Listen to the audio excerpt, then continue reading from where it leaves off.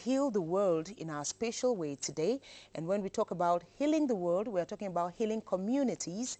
And we have some wonderful people here. They're from a US-based non-governmental organization, Thirst Relief. And they're here to talk about what they're doing in Cameroon.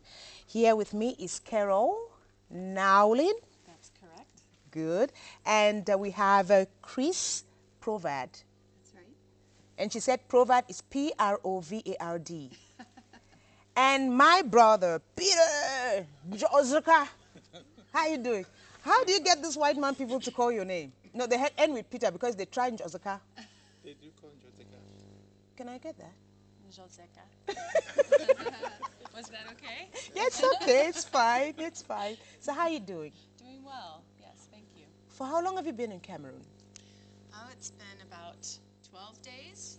12 days. Yes, not long. Yes, they call them just come, just come. She's still very white. You'll get red very soon. With our son, it's okay. And how about you, Chris? I came with Carol, and Okay. both of our husbands are here too with us. Couldn't you leave your husbands behind? Well, Where are they? Look at them staring at me. So tell me about this thirst relief project. What have you been doing? Why are you here to start with?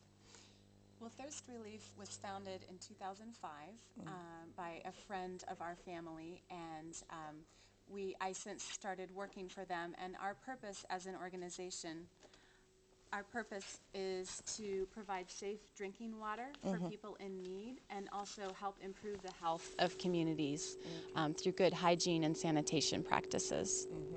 Now, you've been here for 12 days. Where have you gone to? We have been all around this beautiful country, but we spent most of our time in Kumbo in the I northwest. like the way you do it. Kumbo. Do you hear that? Kumbo. See that?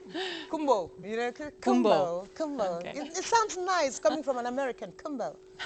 Yeah, so go ahead. Yes, so we spent time in Kumbo and also visited many schools there where Peter and his staff are working, and we visited a village as well outside of Kumbo. Now, Peter, how did you get, because you are Life and Water Development Cameroon is a non-governmental organization, and you're involved with water, providing water, good water, clean water, right? How did you get to meet these, or the contact of this US-based non-governmental organization? Well, I always say, wherever I go, I mean, I started here in Cameroon with Engineers Without Borders, USA. And so they came in and introduced us biosand filters, which we built in one community. And then after that, they could not continue, provide to all the community. And so I started looking for partners online. I wrote a letter to many organizations, and Thirst Relief replied me and were interested in partnering with me. And so what they are doing is exactly what we did in that community. So from that time, we finished from that community, and they asked me if I have other communities in need. So I continued going Charity to begins many. at home. Give me 5, bro. Charity Thank you. begins at home, yes. And so I continued in many other communities. They kept on providing fundings and so on. And so recently we were working with schools, primary schools especially, around Kumbu, but that's not where we will end. Of we course. have to go everywhere. And so we are building latrines and sand filters, and then creating water clubs in schools, and water clubs in When you schools. talk of sand filters, what do you mean?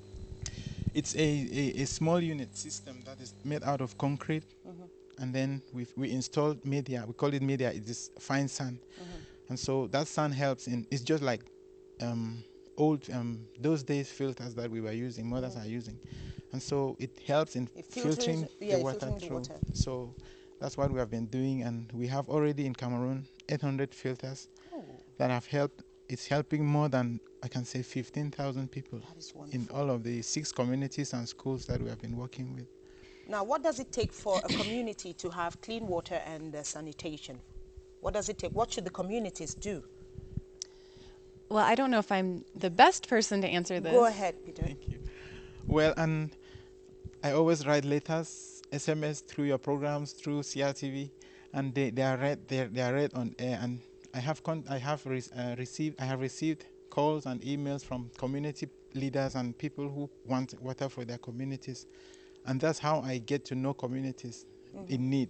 And so when they write to me, I will visit the community and see if what they have written is what is on the ground. And so we will go there, we will do our feasibility studies to know really what they need, and then if it is filters that we can provide, I will then write with them a project summary, and then I forward it to Thirst Relief. How the finance is done? Well, it's for free. I can say it's for free, because although we were giving for free in the first community, and it was like they didn't know the value, and they would not really know how, they would not want to use them correctly. Exactly. So we ask communities, each household to contribute 1,500 or 2,500. That's not just the price of a filter. Of course. Yes, a filter is 2,000. We are selling it is 30,000 or 25,000 francs. So that is just to let the person having the filter know. I mean, have The value, you know, when you contribute something, you Yes. know how to use it better. Yes, so that's how the community gets involved. But they also participate in providing the local material, which is sand and gravel, if we are going out of Kumbo. We have rivers. So Okay, now how about the 3-day seminar, sanitation seminar you did in Kumbo? How did it go? It was an amazing experience. We had about 40 participants from mostly NGOs, schools, health workers around the Kumbo area, but also some came from far. And in the 6 months leading up, Chris and I worked very hard to put together the training materials. We worked with Peter and his team to make sure that the materials were what was needed. And it was truly an amazing experience to see all of the wisdom that was in that room and the excitement that the people who came had to go back to their schools and their communities and really teach children and their neighbors how to improve their health. Now, Chris, you can be fast on that. What essentially did you tell them, the basics? Well, we tried to make it very practical. So everything that we were teaching, things like hand washing, we would demonstrate that so all the participants could go back and teach people. So everyone that was there hopefully will teach at least one other person who will teach one other person all the things and that we shared. talking about hand washing, I'm very pertinent on that, because in my place, when you eat fufu and kati kati, you have oil. What you do is you just do that. You That's know? right. And it's over. Or you oil your body on it with it, and you're talking now about washing your hands in a hygienic way. Yes. Good. And what else? Washing hands? We covered things like basic disease transmission, malaria, and different fevers, worms, parasites, nutrition. Trying to think of all the things we did. That is good. HIV/AIDS. So Oh, you touched on that too. There was a lot of communication between the participants about HIV/AIDS. That is wonderful. Now, where does Thirst Relief get its funding from? We mostly get our funding from private individuals who hear about what we're doing and our partners are doing, and they're inspired and excited, and they give donations. Okay.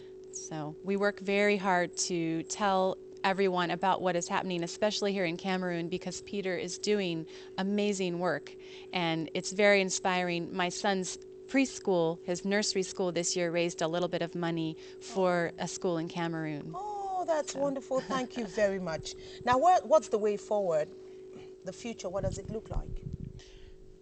The future, that's what they have been asking me, how I think they could continue helping. And so I said, as we work in the communities, I would want now the hygiene and sanitation training they gave us in Kumbo. I want us to identify so many women groups, because from what I discovered, I saw that women are always in. Thank you very much, my brother. Thank you very much for this support. And so we would identify the women groups in many villages or communities and introduce the materials and the training also to them. Okay. So that, because we have already one community that has 85 women in their group, and they have been teaching all the people or households in their communities. All right. So that's what we want, and then many other things with them that we want to really The future achieve. is bright. Thank I you. want to thank you very much, Chris. I want to thank you, Carol and Peter. Thank you very much.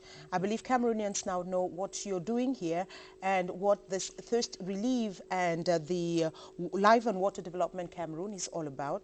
I want to say bravo and You guys are doing a wonderful job for us. And you've been around for 12 days. What have you eaten? What have you been eating? Not pizza. No pizza. Yeah, what? Oh, I have been, Have you had bushmeat? no. We've had, Thank God for you, because if you'd done so, you could have been in some prison now, because in Cameroon, we have what we call wildlife protection. So if you go anywhere and they give you bushmeat, say no, no. Find out first if it's bushmeat. Peter, don't give these people chimpanzee or elephant meat. Or something. You will not. I'll tell you a story. The director of a timber company in Bamamkin, that is in the Center region, he's been arrested for he was keeping protected wildlife species. And